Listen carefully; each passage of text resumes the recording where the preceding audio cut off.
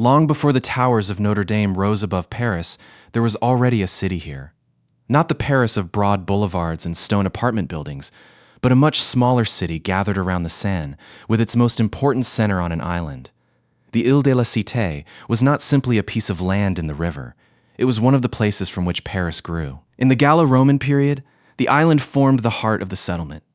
Bridges connected it to the developing neighborhoods on the northern and southern banks. And over the centuries, the island became increasingly important to the political and religious life of the city. Christianity gradually became a defining part of Paris. By the 4th century, the city already had an established Christian community. Around the end of the 5th century, Clovis, king of the Franks, made Paris his capital after converting to Christianity. The religious importance of the city continued to grow, and an earlier cathedral dedicated to Saint Stephen stood on the Ile de la Cité centuries before the Notre Dame we recognize today. That earlier cathedral matters, because Notre Dame did not begin with an empty piece of ground. It inherited a location that already carried centuries of religious memory. Archaeological investigations carried out during 19th century restoration work revealed remnants of earlier religious structures beneath the present forecourt, including architectural fragments and mosaics associated with a Roman or Merovingian-era church dedicated to Saint Stephen. Nearby stood other buildings connected to the religious life of the island. There was a baptistery. There was the bishop's residence. There were chapels and churches. And around them, the city continued to grow. By the 12th century, Paris was entering a period of extraordinary expansion. It was becoming a center of learning, commerce, religion, and intellectual life. The city had colleges and an emerging university culture, while pilgrims and travelers passed through the Ile de la Cité on their journeys. The religious world was changing as well. Across northern France, new architectural ideas were appearing. At the Basilica of Saint-Denis, Abbot Suger had overseen a transformation in which light became a central architectural idea. New techniques allowed medieval builders to create spaces that seemed increasingly open, luminous, and vertical. These developments would influence the generation that built Notre Dame. But the old Cathedral of Paris was no longer enough for the city that was emerging around it. The population was growing. The flow of pilgrims was increasing.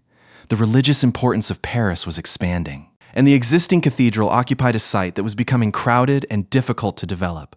A new cathedral would require more than new walls. It would require the transformation of an entire neighborhood. The old Saint-Étienne Cathedral would have to disappear. Streets would have to change. Materials would have to be brought onto the island. Space would have to be created for an enormous construction site. And above all, someone would have to imagine a building large enough for the Paris that was becoming one of the great cities of medieval Europe. That person was Maurice de Sully. And with him, the history of Notre Dame entered a new age. In the middle of the 12th century, Maurice de Sully became Bishop of Paris. He was an influential churchman, a respected preacher, and a figure connected to the French royal family. But his greatest legacy would not be a sermon. It would be a building. The first stone of the new cathedral was laid in 1163, beginning a construction project that would continue across generations. The official history of Notre Dame describes it as a colossal undertaking coordinated by the leading master masons of the period. The ambition was enormous.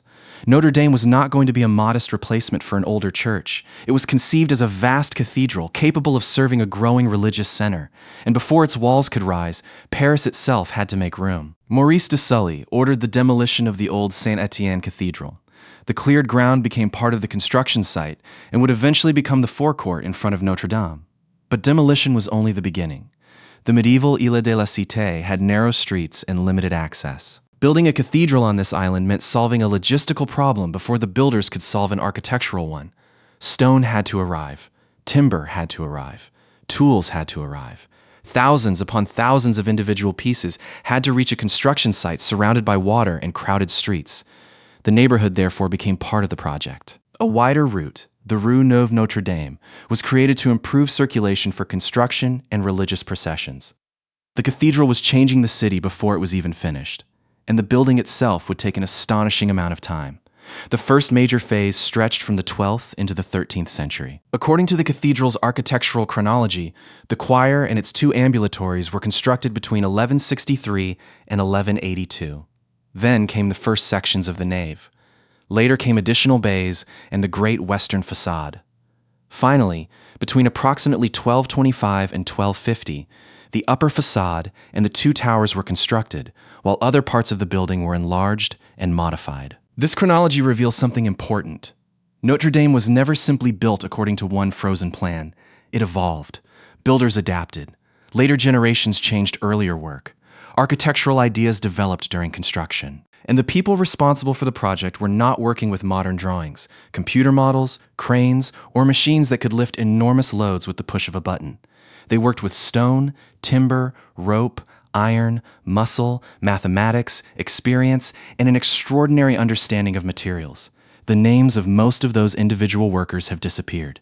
The building remains. That contrast is one of the quietest facts about medieval construction. A cathedral can preserve the ambitions of people whose names history never recorded. A stone carved by an unknown mason may survive for centuries. A structural decision made by a master builder may continue carrying weight long after the person who made it has been forgotten. Notre Dame, therefore, became a project larger than any individual lifetime. Maurice de Sully could begin it. Other builders would continue it, and still others would modify it. The cathedral would belong to no single generation. It would become a conversation between generations. But the builders faced a deeper challenge. They were trying to make stone behave in ways that earlier generations could not have achieved so easily. They wanted walls that could rise higher, windows that could become larger, vaults that could stretch across enormous interior spaces, and churches that could transform daylight into part of the architecture itself. The solution was emerging in what we now call Gothic architecture, and Notre Dame would become one of its defining achievements. From the outside, Notre Dame can appear almost impossibly solid. Stone towers, heavy walls, massive portals, a building that seems as though it should simply press downward into the earth. But the great Gothic innovation was not merely about making churches heavier. It was about learning how to control forces. Inside Notre Dame, the architecture rises through a carefully organized system of columns, arches, vaults, and supporting structures. The pointed arch helped Gothic builders distribute loads in ways that offered greater flexibility. Ribbed vaulting concentrated and directed the forces of the ceiling. And outside the building, flying buttresses helped transfer the outward forces of the vaults toward external supports. The result was architectural freedom. Walls no longer had to perform every structural task by themselves. And when walls could carry less of the building's weight, they could contain more openings, more windows, more light. This was not simply an aesthetic preference. Light had become part of the architectural ambition of the period. The earlier developments associated with Saint Denis demonstrated how colored glass and new structural techniques could transform the interior experience. Notre Dame emerged within this broader movement toward a new kind of sacred architecture. Inside the cathedral, the effect was profound. The visitor entered a space where the eye was encouraged upward. The floor remained firmly on the ground, but the architecture seemed to pull the gaze toward the vaults. Stone appeared to become lighter. Columns rose. Arches intersected. Windows filled the walls with colored light. The building created an impression that was both physical and symbolic. It was an engineered structure, but it was also designed to produce an emotional response. And that response depended upon something medieval builders understood extremely well: scale. A person standing beneath a vast Gothic vault was small, not because the architecture needed to make an individual feel insignificant, but because the proportions were designed to create a sense of something beyond ordinary human dimensions. The building was intended for worship. Its verticality directed attention upward. Its light was filtered through religious imagery. Its portals connected the physical city outside with the sacred world inside. Even the facade became a kind of stone narrative. But Notre Dame's appearance was still evolving. The cathedral's construction continued through the 13th century, and its builders modified earlier work as architectural expectations changed. During the first major period, older Romanesque elements were sometimes reused. Later, Bishop Renaud de Corbeil sought a more consistently Gothic expression for the building. This is one of the reasons the cathedral's history cannot be reduced to a single construction date. 1163 marks the beginning of the Great Project. But Notre Dame was the result of a process. Decades became generations. Generations became centuries. And each generation inherited something from the one before it. By the middle of the 13th century, the cathedral had become a monumental presence in Paris. Its towers were rising. Its facade was taking shape. Its windows were transforming the interior. Its surrounding neighborhood had been reorganized around it. And the structure that had begun as an ambitious project under Maurice de Sully was becoming something much larger than its original builders could have experienced. It was becoming a landmark, a place where religion, politics, architecture, craftsmanship, and the life of Paris could meet. And soon, Notre Dame would become a stage for events that had little to do with stone and timber. Kings would enter its doors. Pilgrims would gather around its relics. Political figures would meet beneath its roof. The cathedral would witness celebrations, conflicts, transformations, and revolutions. It had taken generations to build. Now it was ready to begin witnessing generations. A cathedral can be enormous without becoming important. Stone can rise into the sky without becoming part of a nation's memory. Notre Dame became something more. As the cathedral developed through the 13th century, it became increasingly connected with the religious and political life of France. And one event in particular gave the cathedral a new significance. In 1239, King Louis IX, later known as Saint Louis, acquired what Christian tradition identifies as the crown of thorns. The relic arrived in Paris on August 19th of that year. Louis carried it in a solemn procession to Notre Dame, dressed not as a distant monarch surrounded by royal ceremony, but according to the cathedral's account, in a simple tunic and barefoot. The moment connected Notre Dame to something far beyond Paris. The cathedral was now part of the story of a relic that medieval Christians believed had been associated with the Passion of Christ. And yet the crown of thorns was not intended to remain there permanently. Louis commissioned the Sainte-Chapelle specifically to house the Passion relics. But Notre Dame had already become the place through which the relic entered the city. The cathedral had become a stage for royal devotion, and this pattern would continue. In 1302, Philip the Fair initiated the first meeting of the Estates General of the Kingdom of France at Notre Dame. The significance of that event reaches beyond architecture. Notre Dame was not merely where people prayed. It was increasingly a place where France represented itself. Kings entered. Political ceremonies unfolded. Religious processions moved through its doors. And generations of Parisians grew up with the cathedral as part of the physical landscape of their lives. The building itself continued changing. Construction did not simply stop at the first great structure. New chapels were built. The transepts developed. The choir was modified. Flying buttresses were improved. Sculptural programs expanded. The cathedral was constantly being completed, repaired, enlarged, and adapted. The official architectural chronology records major phases, extending from the initial construction beginning in 1163 through the 13th and into the 14th century. That matters because Notre Dame's history was already becoming a history of change.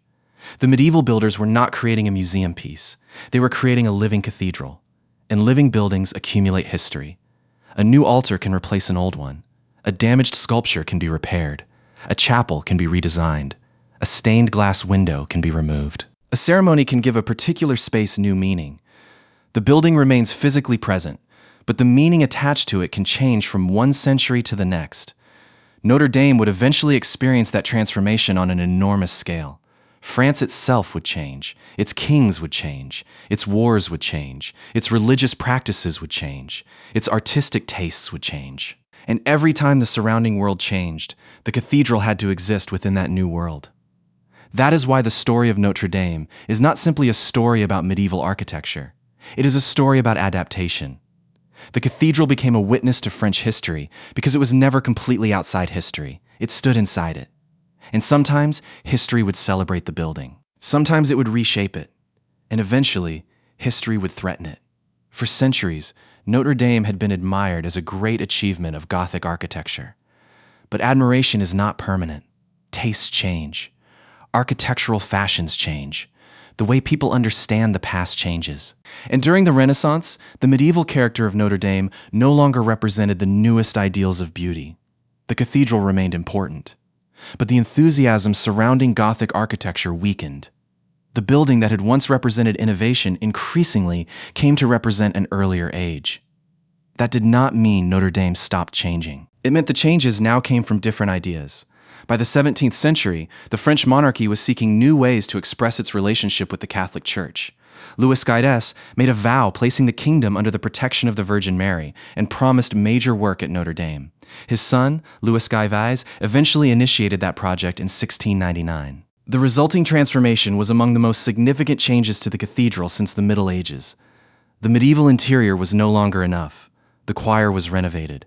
New decorative elements appeared. The style of the period, Baroque, began to reshape the cathedral. This is one of the great paradoxes of historic buildings. What later generations call authentic may once have been considered old-fashioned. The people changing Notre Dame were not necessarily trying to destroy its history. They were trying to make the cathedral speak to their own time. In the 18th century, that process became even more dramatic. Between 1708 and 1725, architect Robert Ducat undertook major work following an earlier proposal by Jules Hardouin-Mansart. The project continued under Louis XV. The medieval choir was transformed. The cathedral acquired a more contemporary appearance. And then came an even more revealing decision. In 1756, the canons considered the building too dark. The walls were whitewashed. And medieval stained glass windows were ordered to be replaced with clear glass, although the great rose windows were preserved. To modern eyes, the decision can seem almost unbelievable. The colored glass that had helped define the medieval interior was considered part of a problem. The cathedral needed more light, so the medieval atmosphere itself was altered in pursuit of contemporary taste. This tells us something important about historical monuments. They do not survive simply because people always agree about what should be preserved. Sometimes they survive because people change them. Sometimes they survive despite those changes. And sometimes later, generations have to decide whether an earlier version should be restored.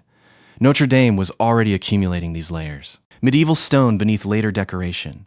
Gothic structure beneath Baroque alterations. Ancient traditions beneath modern ideas. The cathedral was becoming a physical record of changing French culture. But while these changes were taking place, another force was beginning to transform Europe.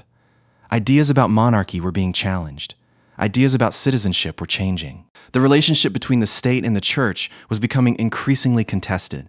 And in France, the consequences would be extraordinary. The cathedral that had been connected with kings and bishops for centuries was about to enter an age in which those old symbols could become targets. The revolution would not simply change France, it would change Notre Dame's identity. In 1789, the political order of France began to collapse. For centuries, Notre Dame had been closely connected to the Catholic institutions of Paris. The cathedral belonged to that world. Then the revolution began dismantling it. On November 2nd, 1789, the cathedral was placed at the disposal of the nation along with the church's other assets. From that point forward, the French state owned the building. This was more than a change in ownership. It represented a transformation in the relationship between religion and the state. And the transformation became increasingly severe. In 1793, Catholic worship was banned in Paris. Notre Dame was pillaged and vandalized. Revolutionaries transformed the cathedral into a temple of reason. For a period, the building was even used as a wine warehouse. A place built for worship had become something else entirely. The change was symbolic, but it was also physical. The cathedral's religious objects were confiscated. Its treasury was destroyed.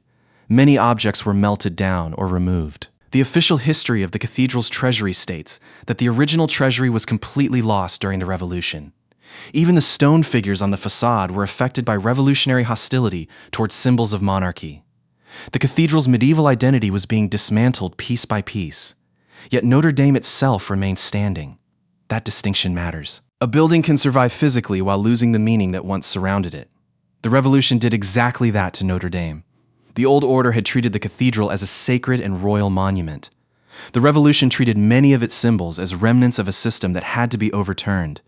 And the cathedral entered the 19th century wounded. The Concordat of 1801 restored Catholic worship in churches. Notre Dame regained its role as a cathedral. But the physical building was in poor condition. The revolutionary destruction had left it vulnerable, and years of neglect had taken their toll. Then came Napoleon. In 1804, Napoleon Bonaparte was crowned Emperor of the French at Notre Dame by Pope Pius X. The ceremony should have been the perfect demonstration of imperial power. But the building itself was far from perfect. According to Notre Dame's official history, the cathedral was already extremely dilapidated. It was dressed for the ceremony with temporary materials: wood, cardboard, stucco, silk, and velvet, while its walls were whitewashed. The contrast could hardly have been sharper. Inside the building, Imperial France was staging a spectacular ceremony. Behind the decorations stood an aging medieval cathedral. And the problems did not disappear after Napoleon. In 1830, revolution returned to Paris. The cathedral was damaged again. During the unrest, stained glass windows were destroyed, and the neighboring archbishop's palace was set on fire. By then, the future of Notre Dame was genuinely uncertain. The building had survived medieval wars, changing monarchies, religious transformations, and revolution. But now, there was a different threat. Indifference. What happens to a monument when the people around it stop believing that it deserves to exist? There were even discussions about demolishing Notre Dame entirely. The cathedral that had once represented the glory of medieval Paris had become, in the eyes of some, an expensive and deteriorating relic. And then something unexpected happened. The building's greatest rescue would begin not with a stonemason or an architect, but with a writer. In 1831, Victor Hugo published The Hunchback of Notre Dame. The novel became enormously successful and helped ignite a national movement for the preservation of the cathedral. The story had turned a deteriorating monument into a cultural symbol. The cathedral was no longer merely old. It was now part of the imagination of an entire nation, and that changed what people were willing to do to save it. The government responded. In 1842, the French government decided to undertake a major restoration. 2 years later, Eugene Viollet-le-Duc and Jean-Baptiste Lassus were selected to lead the project. Notre Dame was about to enter yet another transformation. But this time, the goal was not to modernize the cathedral. It was to rescue the medieval past. And the men chosen to do it would leave their own unmistakable mark on the building. For much of its history, Notre Dame had a central spire above the crossing. But by the 18th century, the medieval structure had deteriorated. The original spire was dismantled between 1786 and 1792. When Viollet-le-Duc and Lassus began their restoration, the cathedral had no central spire. Restoring it would become one of the defining decisions of the 19th century project. But there was no surviving medieval spire to simply put back. The architects, therefore, had to reconstruct it from evidence. They studied the remaining base. They examined historical documents. They looked at old representations. And then Viollet-le-Duc designed a new spire. The Ministry of Culture's historical record shows that the new project received approval in 1857, with construction beginning the following year. The new spire's timber framework was assembled in 1859, and the structure was completed in roughly 18 months. The new spire was not a medieval survivor. It was a 19th century reconstruction informed by medieval architecture. That distinction would become extremely important more than a century later. But to the people of 19th century Paris, the spire transformed the cathedral. It restored the vertical accent that had once dominated the roofline, and it became a new symbol of Notre Dame. Viollet-le-Duc did not work alone. The project depended on specialists: carpenters, stonecutters, sculptors, metalworkers, goldsmiths, glassmakers. The restoration was an enormous collaboration between architectural design and skilled craftsmanship. The sculpture program was especially ambitious. Some medieval statues had been destroyed during the Revolution. Others were damaged or missing. The restoration therefore involved reconstructing and recreating elements of the sculptural decoration. The famous Gallery of Kings was restored. New sculptural work appeared. And above the cathedral, Viollet-le-Duc designed the chimera figures that became one of the most recognizable visual features of modern Notre Dame. This is where the story becomes more complicated. The 19th century restoration saved Notre Dame, but it also changed Notre Dame. And that is not necessarily a contradiction. Restoration always contains choices. Viollet-le-Duc wanted to understand medieval architecture. He studied it deeply. But he was also a 19th century architect. He had his own ideas about what Gothic architecture represented. His restoration, therefore, became an interpretation of the past. Even the stained glass tells this story. Much of Notre Dame's medieval glazing had been removed during the 18th century. During the 19th century restoration, Lassus and Viollet-le-Duc commissioned new stained glass programs inspired by medieval traditions. The Ministry of Culture notes that the architects drew on surviving fragments, historical descriptions, and examples from other medieval buildings. The program was developed and executed during the 1850s and 1860s. The result was not a perfect return to the year 1250. It was something different. A 19th century attempt to recover the spirit and visual language of the medieval cathedral. And it worked. For generations, visitors came to know this restored Notre Dame as though its appearance had remained unchanged since the Middle Ages. The building had become a layered historical document: medieval stone, 17th and 18th century alterations, 19th century restoration, modern conservation, different centuries sharing the same walls. The restoration was substantially completed by the mid-1860s. From then onward, Notre Dame would continue to require maintenance. But its 19th century identity had been established. The spire became part of the Paris skyline. The chimeras became part of popular imagination. The restored sculptures became part of the monument. and the cathedral entered the modern age looking older than it really was in some places, and newer than it appeared in others. That layered identity would become crucial in 2019, because when the fire arrived, it did not simply destroy a medieval building, it destroyed parts of a building that represented centuries of rebuilding. And the spire that collapsed that night was not the original medieval spire. It was Viollet-le-Duc's 19th century creation. By the 20th century, Notre Dame had become inseparable from the image of Paris. The city grew around it. The streets changed. Transportation transformed. Modern buildings appeared. Millions of visitors arrived from around the world. Yet the cathedral remained on the Isle de la Cité, occupying a position that had been important for more than 1,000 years. It was still a place of Christian worship, but it had also become something larger in the cultural imagination. It was architecture, history, art, literature, tourism, national memory, and Paris itself. The cathedral's significance was eventually recognized within the International Heritage System. The historic center along the Seine was inscribed on the UNESCO World Heritage List in 1991 as Paris, Banks of the Seine. Notre Dame is part of this protected historic landscape. By the beginning of the 21st century, Notre Dame was receiving enormous numbers of visitors. But the presence of millions of people did not make the building immune to age.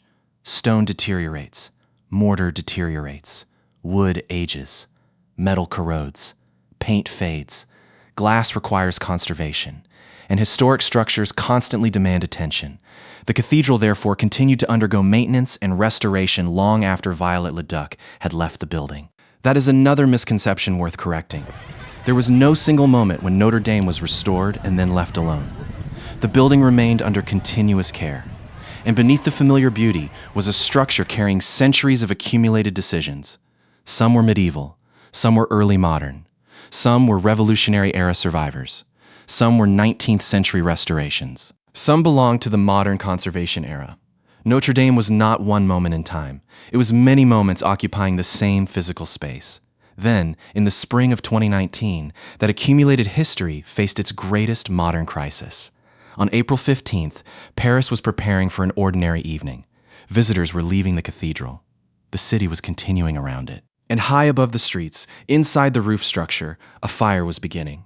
At first, the signs were difficult to understand. Smoke, then flames, then an emergency, unlike anything Notre Dame had experienced in modern times. Firefighters rushed toward the Aile de la Cité. The cathedral's roof was burning, and above the fire was the spire that had defined the skyline for generations. The structure that Viollet-le-Duc had created in the 19th century was now surrounded by flames. For nearly 8 centuries, Notre Dame had survived changes that transformed France. It had survived revolution. It had survived neglect. It had survived restoration. But this time, the threat was immediate. The roof itself was burning. And the question Paris faced that night was no longer how to preserve an ancient monument. It was whether one of the world's most recognizable cathedrals would still be standing by morning. For 8 centuries, Notre Dame had endured change. Kings had come and gone. Revolutions had transformed France. Religious traditions had shifted. Architects had rebuilt what earlier generations had lost. And still, the cathedral stood. Then, on April 15th, 2019, the threat came from inside the building. It was a Monday evening in Paris. Around 7 o'clock, an alarm sounded inside Notre Dame. At first, the situation did not appear to be catastrophic, but something was wrong. Smoke was rising from the roof. Then, the flames became visible. And within minutes, one of the most recognizable buildings in the world was on fire. The first firefighters arrived. The fire was high above the streets, deep within a roof structure that had been constructed centuries earlier. The cathedral's medieval framework was largely made of timber. It had survived for hundreds of years. Now it was feeding the fire. The flames spread through the roof. Smoke poured into the Parisian sky. People gathered along the Seine and surrounding streets. They watched as the fire moved through a building that generations had considered almost permanent. Then the flames reached the spire. The 19th century spire designed by Eugène Viollet-le-Duc had become one of the defining elements of the Paris skyline. It had stood above the cathedral for more than 150 years. Now it was burning. For the people watching below, the sight was almost impossible to process. The spire began to collapse, and when it fell through the roof, the disaster became even more dangerous. The fire was no longer simply destroying the upper structure. It was threatening the interior. The cathedral's vaults were at risk. The structure itself was at risk, and if the towers were compromised, the consequences could have been catastrophic. The firefighting operation continued deep into the night. The goal was no longer to save everything. That was impossible. The goal was to prevent total collapse. The two great towers were crucial. If they failed, the western facade and much of the cathedral could have followed. By the early hours of April 16th, the firefighters had achieved something extraordinary. Notre Dame was still standing. The official French Ministry of Culture records that the firefighters succeeded in protecting the two towers and preserving the essential structure and silhouette of the cathedral. But the damage was enormous. The medieval roof framework was gone. The 19th century spire was gone. Large portions of the upper cathedral had been exposed to extreme heat. Lead from the roof had melted. Smoke and dust had spread throughout the interior. And water used to fight the fire had entered parts of the building. Yet the cathedral had survived. That distinction would define everything that followed. Because on the morning after the fire, Paris did not wake to ruins. It woke to a wounded cathedral. The towers remained. The facade remained. Much of the interior remained. The great organs remained, although they required extensive conservation. The stained glass largely survived. Many artworks survived. And remarkably, a large number of important objects had been removed from danger during the emergency response. The fire had destroyed an extraordinary amount, but it had not destroyed everything. The next question was even more difficult. Could the surviving building be made safe? The answer would require science, engineering, conservation, craftsmanship, and an enormous national effort. And nobody yet knew exactly what the fire had done to the structure. The cathedral had survived the flames. Now it had to survive the aftermath. The morning after the fire brought relief. But relief was quickly replaced by uncertainty. Notre Dame was standing. That did not mean it was safe. The first priority was stabilization. Architects, engineers, conservators, firefighters, scientists, and heritage specialists had to determine whether the damaged structure could support itself. The questions were immediate. Had the vaults been weakened? How badly had the stone been affected by heat? What had happened to the remaining timber? Where was the structure unstable? Could workers safely enter? And how could the cathedral be protected from another collapse? This was no longer simply a construction project. It was a scientific investigation. The French Ministry of Culture describes how, from the day after the fire, researchers began asking urgent questions about structural stability, stone alteration, materials, and the condition of the building. The first phase, therefore, focused on securing what remained. Workers entered a dangerous environment. Debris had to be removed. Unstable elements had to be controlled. The building needed temporary protection. And every intervention had to account for the fact that Notre Dame was not an ordinary construction site. It was a historic monument containing centuries of material evidence. A modern worker removing a piece of damaged stone could potentially destroy information about the medieval building. A piece of timber might reveal something about medieval forestry. A fragment of metal could preserve evidence about construction techniques. Ash and dust could contain clues about what had burned. Even the damaged stone could reveal how extreme heat had affected the cathedral. The disaster, therefore, became an enormous research opportunity, but only if the evidence could be preserved. The restoration became a partnership between traditional craftsmanship and modern science. Architects and engineers worked alongside laboratories. Researchers analyzed materials. Scientists studied the behavior of stone under heat. Digital technologies helped document the building. The Ministry of Culture describes the post-fire research program as an unprecedented scientific project involving numerous disciplines and questions extending far beyond immediate restoration needs. At the same time, the public wanted another answer. When would Notre Dame reopen? Soon after the fire, President Emmanuel Macron set a 5-year objective for restoration. A new public institution was established in 2019 to coordinate and carry out the conservation and restoration program. The July 2019 law created the framework for the national fundraising campaign and the public establishment responsible for the project. The objective was extraordinary. 5 years. For a building whose history stretched back roughly 8 centuries. 5 years to secure it. 5 years to investigate it. 5 years to rebuild what had been destroyed. 5 years to restore thousands of objects. 5 years to coordinate craftsmen, architects, engineers, scientists, administrators, donors, and government institutions. And 5 years to make decisions about what should be restored and how. The project quickly became one of the largest heritage restoration efforts in modern Europe. Traditional trades returned to the center of the story. Carpenters, stonecutters, roofers, sculptors, master glassmakers, metalworkers, restorers, organ specialists. Each had a different part to play. The restoration also required enormous quantities of material. Timber had to be selected. Stone had to be prepared. The roof had to be reconstructed. The spire had to be rebuilt. The interior had to be cleaned. Paintings had to be conserved. Sculptures had to be repaired. And the cathedral's famous organs had to undergo their own conservation process. Some objects had escaped the fire but were covered in dust and contamination. Large paintings were evacuated and underwent careful conservation. French heritage authorities described the post-fire treatment as a major simultaneous restoration effort involving numerous large-format works. Then came the most visible symbol of the restoration, the spire. The new spire would follow Viollet-le-Duc's 19th century design. It would not be an entirely new interpretation. It would be rebuilt in the form of the structure that had collapsed in 2019. The Ministry of Culture records that Viollet-le-Duc's spire was designed in 1857 and constructed between 1858 and 1861. During the post-fire restoration, 21st century architects and craftspeople rebuilt the spire using traditional skills alongside contemporary techniques. Piece by piece, Notre Dame began to rise again. The restoration was not simply replacing burned material. It was reconstructing a complex system: the roof, the timber framework, the stone, the metal, the glass, the sculptures, the interior surfaces, the furniture, the liturgical spaces, the organ, and all of it had to work together. As the years passed, the transformation became visible from across Paris. The scaffolding began to disappear. The roofline returned. The spire returned. The pale stone facade emerged from years of dust and neglect. The interior began to reveal a brightness that visitors had not seen for generations. The cathedral was not becoming a replica of 2018. It was becoming a restored monument shaped by 800 years of history, 5 years of intense modern intervention. And by late 2024, the deadline that had once seemed almost impossible was approaching. Notre Dame was ready to open its doors again.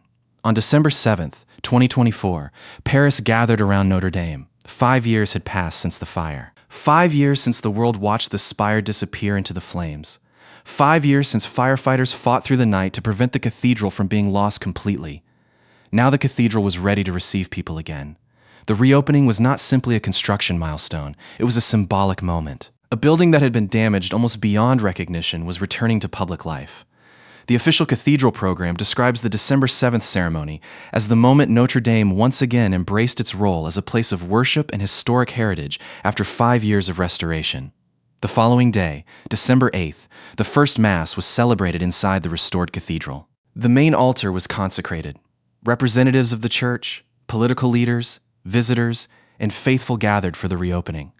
And once again, the building was doing what it had done for centuries, bringing people together. The restored interior presented a striking contrast with the images from 2019. The stone was brighter. The spaces were clearer. The artwork had returned. The restored furnishings were in place. The cathedral's organ was undergoing its own restoration, while other musical elements returned to the building. The result was not simply the recovery of a monument. It was the return of a functioning cathedral. The French Ministry of Culture described the reopening as the beginning of a new chapter, highlighting the restored stone, stained glass, organs, and contemporary furniture introduced into the renewed interior. That last point is important. Notre Dame did not return to the past untouched.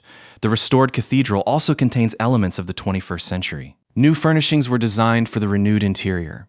Modern conservation methods were used. Digital documentation and scientific research transformed what experts now know about the building.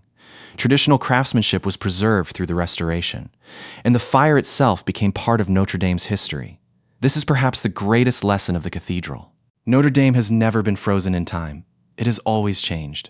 The medieval builders changed it. The monarchy changed it. The Revolution changed it. The 19th century restorers changed it. Modern conservation changed it. And the fire changed it. Every generation has left something behind. That is why the cathedral cannot be understood as a single building from a single year. It is a layered monument. Stone from different centuries, wood from different eras, sculptures restored and recreated, windows replaced and renewed, spaces altered according to changing beliefs and tastes. And now, a new chapter written after the fire of 2019. The reopening did not erase the disaster. The scars of history remain, but the cathedral survived. And perhaps that is what makes the story of Notre Dame so powerful. Its survival was never guaranteed. It survived because generations continued to care about it, because craftsmen learned how to work with ancient materials, because historians studied what earlier generations left behind, because scientists investigated what the fire had changed, because firefighters fought to save the structure, because restorers worked piece by piece, because thousands of people contributed money, expertise, labor, and attention, and because the building continued to mean something to people. For nearly 800 years, Notre Dame has stood above the Seine. It has watched Paris change from a medieval city into a modern capital. It has witnessed kings and revolutions, celebrations and disasters, religious devotion and political upheaval, neglect and restoration, and finally, one of the most dramatic fires in its history. Yet after all of it, the towers still rise above Paris. The bells can still ring. The doors can still open. And people can still walk beneath the vaults. Notre Dame survived, not because it was invincible, but because it was never only stone. It was memory. It was craftsmanship. It was faith. It was art. It was history. And it was a living part of the city. The fire of 2019 became another chapter. The reopening of 2024 became another. But the story is not finished. Because a cathedral that has survived 8 centuries does not belong only to the people who built it. It belongs to the generations that inherit it. And the next chapter of Notre Dame's history will be written by them.